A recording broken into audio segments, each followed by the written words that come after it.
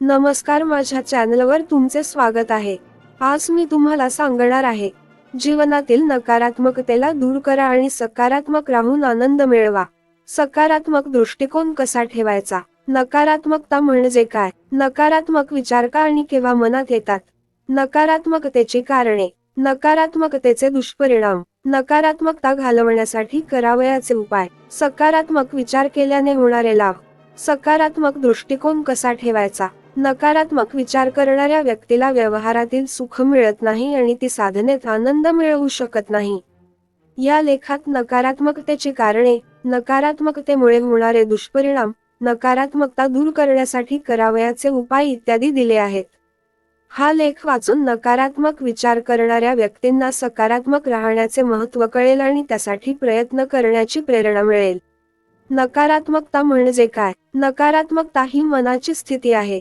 पुढील विचारांना नकारात्मकता म्हणता येईल: माणसाच्या मनात चाललेली उलट विचारांची प्रक्रिया, देवाला आणि माणसाला अपेक्षित नसलेले विचार मनात येणे, मनुष्याला कर्तव्य करण्यापासून दूर नेणारे विचार, माणसाला देवापासून दूर नेणारे विचार, माणसाला जीवनातला आनंद घेऊन न देणारे विचार, माणसाला माणूस म्हणून जगू न देणारे विचार, आनंद मिळवण्यासाठी धडपडायचे असते हे विसरून टाकणारे विचार। नकारात्मक विचार का आणि केव्हा मनात येतात?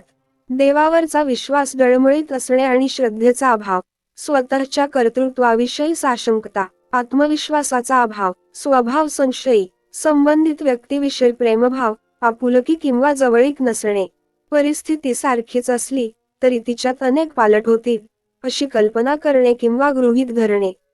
अनावश्यक विचार प्रक्रिया, विचारांना कल्पनेचे अनेक फाटे फुटत जाणे। नकारात्मकतेची कारणे, न्यूनगंड हा स्वभावदोष प्रबळ असणे, व्यक्तीत न्यूनगंड हा स्वभावदोष प्रबळ असल्यास तिच्या मनात नकारात्मक विचार येण्याचे प्रमाण अधिक असते।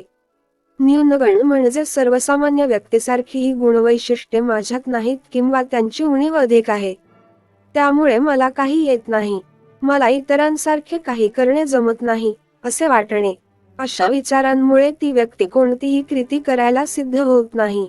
सर्व प्रयत्न आणि कृती थांबल्याने त्या व्यक्तीला जगणे नकोसे वाटते, ती व्यक्ती मनोरुग्ण होते, तिचे जीवन वाया जाते।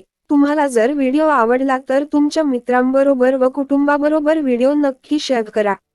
मन, बुद्धी आणि शरीर यांचा वापर करणे टाळणे, न्यूनगंड असलेली आणि नकारात्मक विचार करणारी व्यक्ती मनाची शक्ती हरवून बसते। देवाने दिलेली इंद्रिये आणि अवयव यांचा उपयोग करून काहीतरी करायचे असते हेच ती विसरून जाते। अशी व्यक्ती देवाने दिलेले शरीर आणि इंद्रिये यांचा वापर करत नाही, त्यामुळे ती देवाचेही आज्ञापालन करत नाही। ती व्यक्ती संचित भोगून संपवण्याची देवाने दिलेली संधी गमावते, त्यामुळे जन्म मृत्यूच्या फेऱ्यांची संख्या वाढवत राहते।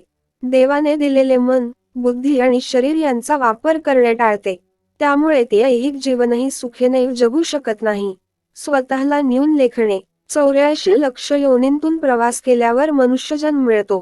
देवाने मनुष्याला दिलेले हे सुंदर शरीर, मन आणि बुद्धी स्वतःला न्यून लेखल्यामुळे वाया जाते हे त्याला समजत नाही।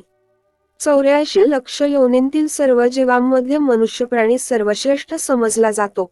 मनुष्यात आकाशाला गवसणी घालण्याची क्षमताही आहे। स्वतःला न्यून लेखणे म्हणजे त्या सृष्टीनिर्मात्याचा अपमान करण्यासारखेच आहे। स्वतःला न्यून लेखणारी व्यक्ती आत्मविश्वास गमावून बसते। अनावश्यक विचार करत राहिल्याने मला एखादी गोष्ट जमेल का? मी ती गोष्ट करू शकेन का? अशा विचारांमध्ये गुरफटून गेल्यामुळे ती व्यक्ती आपली इच्छा आणि कार्यशक्ती गमावते। तिचा स्वतःवरचाही विश्वास ढळतो। त्यानंतर मला काही येत नाही, मला काही जमत नाही, माझी काही करण्याची क्षमता नाही असे तिचे नकारात्मक विचार वाढत जातात आणि अशी व्यक्ती निष्क्रिय बनते। शिकण्याची वृत्ती नसणे, जिज्ञासा अल्प असणाऱ्या व्यक्तीमध्ये शिकण्याच्या वृत्तीचा अभाव असतो, त्यामुळे शिकण्यातील आणि नवीन ज्ञान मिळण्यातील आनंद त्या व्यक्तीला मिळत नाही।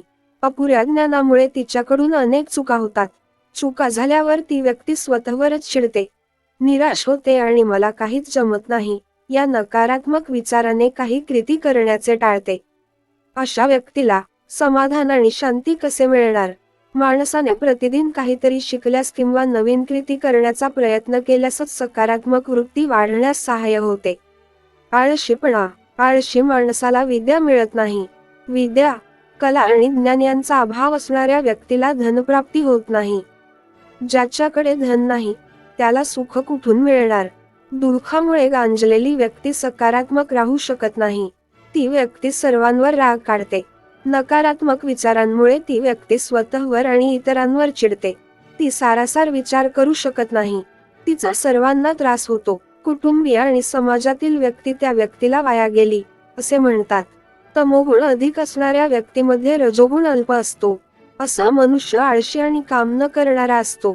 तो काहीतरी उचापती करून स्वतःला त्रास करून घेतो आणि दुसऱ्यालाही त्रास देतो. अशा माणसाचे विचार सरळ आणि सकारात्मक कधीच नसतात.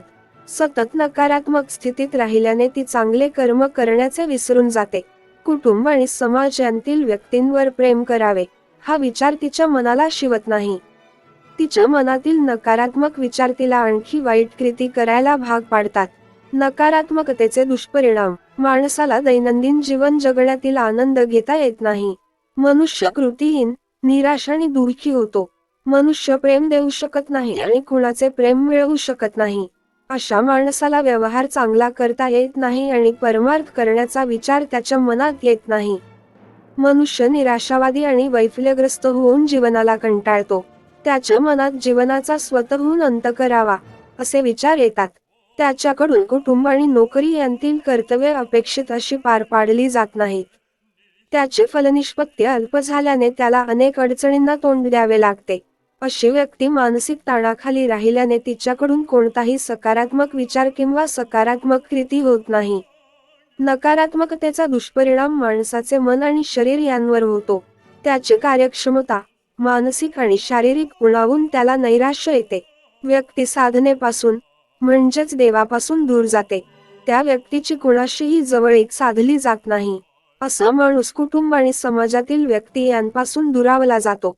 त्याचे देवाण घेवाण हिशोब फेडणे प्रलंबित राहते. काळ्या रंगाचा चष्मा घालून सुंदर जगाकडे पाहिल्यास त्या व्यक्तीला सर्व जग काळे दिसते. सृष्टी सौंदर्यातही काळेपणाच दिसतो. त्या व्यक्तीला देवाने जगातील प्रत्येक वस्तू परोपकारासाठी निर्माण केली आहे हे तिच्या लक्षात येत नाही. त्यामुळे सृष्टीतील वस्तू आणि व्यक्ती यांच्याकडून मिळणारे सहाय्य आणि प्रेम तिला मिळत नाही. त्याचा आस्वाद घेण्याची तिच्या मनाची सिद्धता नसते. त्यामुळे मिळणारे प्रेम आणि आनंद यांना तो पारखा होतो. नकारात्मक विचार करणाऱ्या व्यक्तीला वाईट शक्ती त्रास देतात. तिला चांगले काही करू देत नाही. अशा व्यक्तीची अधोगती होते. अनेक गोष्टींत अपयश येत गेल्यास मनुष्य निराश होतो आणि म्हणतो, माझे प्रारब्ध खडतर आहे. मला यश मिळणे ही दूरची गोष्ट आहे. अशा प्रकारच्या नकारात्मक विचाराने तो प्रयत्न करणे सोडून देतो. प्रारब्ध खडतर असणे हे आपल्याच पूर्वकर्मांचा परिणाम आहे. प्रारब्धात असलेले भोग भोगून संपवण्यासाठीच आपल्याला पुन्हा पुन्हा जन्म घ्यावा लागतो हे तो विसरतो आणि प्रयत्न करणे सोडून देतो. असे करून तो एक प्रकारे आत्मघात करून घेतो. नकारात्मकता घालवण्यासाठी करावयाचे उपाय: मानसिक स्तरावर मनात येणारे नकारात्मक विचार लिहून त्या विचारांसमोर कोणते सकारात्मक विचार किंवा कृती करू शकतो हे लिहिणे. मनात नकारात्मक विचार आल्यावर लगेच आध्यात्मिक मित्र किंवा उत्तरदायी साधक यांच्याशी बोलून त्यांनी दिलेले दृष्टिकोन कृतीत आणणे. मनोराज्यात नरमता वास्तव लक्षात घेऊन सकारात्मक विचाराने कृती करणे. सकारात्मक राहण्यामुळे माझ्या प्रयत्नांना गती मिळून माझी फलनिष्पत्ती वाढणार आहे असा विचार करणे. अनावश्यक विचार करायचे टाळणे. अपेक्षा न्यून करून निरपेक्ष भावात राहण्यासाठी प्रयत्न करणे. नकारात्मक विचार करणार नाही. नकारात्मक विचारांना मनात थारा देणार नाही असा बुद्धीचा निश्चय करणे आणि त्याप्रमाणे कृतीही करणे. देव, गुरु आणि सहसाधक यांचे सहाय्य घेऊन स्वभावदोष न अहम यांच्या निर्मूलनाची प्रक्रिया राबवण्यासाठी खडतर प्रयत्न करणे. आध्यात्मिक स्तरावर देवाने मला आनंदी जीवन जगण्यासाठी जन्म दिला आहे असा विचार करणे. प्रत्येक कृतीचे कर्तेपण स्वतःकडे न घेता देवच त्याला अपेक्षित असे सर्व काही करवून घेणार आहे असा विचार करून कृती करणे. प्रत्येक गोष्ट देव माझ्या भल्यासाठीच करत आहे असा भाव ठेवणे. कृती करण्यापूर्वी आणि कृती करत असताना संत किंवा उन्नत साधक यांचे मार्गदर्शन घेणे. कृती झाल्यावर ईश्वरचरणी शरणागत भावाने कृतज्ञता व्यक्त करणे. सकारात्मक राहिल्यामुळे मला देव आणि साधक यांचे सहाय्य मिळून माझ्या जीवनातील सर्व अडचणी सुटणार आहेत असा विचार सतत करणे. सकारात्मक राहिल्याने माझ्याकडून देवाला अपेक्षित अशी कृती होऊन मला कृती करण्यातील आनंद मिळणार आहे, असा विचार करणे. सकारात्मक राहिल्याने माझ्या कर्तृत्वाला वाव मिळेल आणि देवच माझ्याकडून सर्व करवून घेत आहे, या जाणीवेने माझ्यातील कर्तेपणा अनहम न्यून होईल, असा विचार करणे. प्रयत्न वाढवण्यासाठी देवाला प्रार्थना करणे आणि प्रयत्न करून झाल्यावर कृतज्ञता व्यक्त करणे. मनोलय आणि बुद्धिलय होण्यासाठी देवाला सातत्याने प्रार्थना करणे. मनात नामाचे बीज रुजवण्यासाठी साधनेची कास धरून ती तीव्र होण्यासाठी परात्पर गुरु डॉक्टर अठवले यांनी सांगितलेली अष्टांग साधना करणे. सातत्याने देवाच्या अनुसंधानात राहण्याचा प्रयत्न करणे. गुरुदेवांनी सांगितलेले आध्यात्मिक उपाय नियमितपणे आणि भक्तिभावाने करणे. बुद्धीचा वापर न्यून करून मन गुरुचरणी अर्पण करणे. सकारात्मक विचार केल्याने होणारे लाभ. जीवन आनंदाने जगता येणे. हे जग किती सुंदर आहे. सृष्टीतील प्रत्येक वस्तूत वेगवेगळी गुणवैशिष्ट्ये निर्माण करून त्यांच्या सहवासात राहण्याची देवाने आपल्याला संधी दिली आहे. मानवाचा अपवाद वगळता सर्व सजीव, निर्जीव वस्तू, प्राणी आणि वनस्पती त्यांचे जीवन कोणत्याही प्रकारचे दुःख व्यक्त न करता आनंदाने उपभोगत असतात. तसेच प्रारब्धानुसार कृती करत असतात. मग मानवानेच या नियमाला का अपवाद असावे? देवाने ही सृष्टी माझ्या भल्यासाठीच निर्माण केली आहे, असा सकारात्मक विचार केल्यास त्यालाही जीवन आनंदाने जगता येईल. मी स्वतः निराश होणार नाही, दुसऱ्याला निराश करणार नाही आणि नकारात्मक विचार करणार नाही, असा निश्चय करून कृती केल्यास समवेत असणाऱ्यांनाही निराश होण्याची वेळ येणार नाही. इतरांना सहाय्य करता येऊन त्यांच्याशी अधिक जवळीक साधली जाईल. सकारात्मकतेमुळे कुटुंबामध्ये आनंदी वातावरण निर्माण होऊन सर्वांची मते एकमेकांशी जोडली जातील. एकमेकांशी असलेला देवाण घेवाण हिशोब फेडताना जीवनाचा खरा आनंद लुटता येईल. जगातील प्रत्येक गोष्टीत सकारात्मकता पाहता येणे. मनाची जशी धारणा असते तसे विचार मनात येतात आणि त्या विचारांनुसार कृती घडते. आपल्या मनात सकारात्मक विचार असतील तर आपल्याला जगातील प्रत्येक गोष्टीत सकारात्मकता पाहता येईल. त्यामुळे जीवनातील प्रत्येक क्षण आनंदाने जगता येईल. प्रारब्ध आनंदाने भोगता येणे. प्रारब्धानुसार आपण भोग भोगत असतो, तेव्हा दुःखाच्या वेळी माझ्या कर्माचे फळ म्हणजेच दुःख भोगून संपवत आहे, असा सकारात्मक दृष्टिकोन ठेवल्यास ते प्रारब्ध भोगणे सुखावह होते. त्यावेळी उद्विग्नता न येता ते भोगतानाही आनंदी राहण्याचा प्रयत्न होतो. मनाच्या सकारात्मक धारणेचा लाभ कसा होतो हे सांगणारी एक कथा. सैन्य दलातून निवृत्त झालेल्या एका योगी वैद्यांनी गुडघेदुखीचा त्रास असणाऱ्या 10 सहकाऱ्यांना निवडले. त्या वैद्यांनी त्यांना सैन्य दलाच्या शस्त्रकर्मगृहात गुडघ्यांवर निशुल्क शस्त्रकर्म करून देतो, असे सांगितले. वैद्यांनी सहकाऱ्यांना सांगितले, हे शस्त्रकर्म तुम्हाला संगणकाच्या पडद्यावर पाहता येईल. वैद्यांनी नियोजन करून सहकाऱ्यांना शस्त्रकर्म दाखवले. त्यांच्यावर पुढील औषधोपचार चालू ठेवले आणि एका मासाने कळवण्यास सांगितले. सर्वांनी शस्त्रकर्म चांगले झाल्याने गुडघेदुखीचा त्रास न्यून झाल्याचे सांगितले. प्रत्यक्षात त्या योगी वैद्यांनी त्यांच्या गुडघ्यावर शस्त्रकर्म केले नव्हते.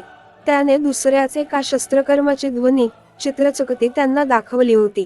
त्या रुग्णांच्या मनातील माझ्या गुडघेदुखीवर शस्त्रकर्म झाले आहे, या सकारात्मक विचाराच्या परिणामाने त्यांची गुडघेदुखी नष्ट झाली होती. सकारात्मक दृष्टिकोन कसा ठेवायचा याविषयीचे एक उदाहरण. एक साधक म्हणाला, माझ्यात भाव नाही. यावर दुसऱ्या साधकाने त्याला समजावले, भाव नाही असे म्हणालात तर प्रयत्न आणि प्रगती थांबली. माझ्यात भाव अल्प आहे, तो वाढवण्यासाठी काय करू असे म्हणालात तर ती सकारात्मकता झाली.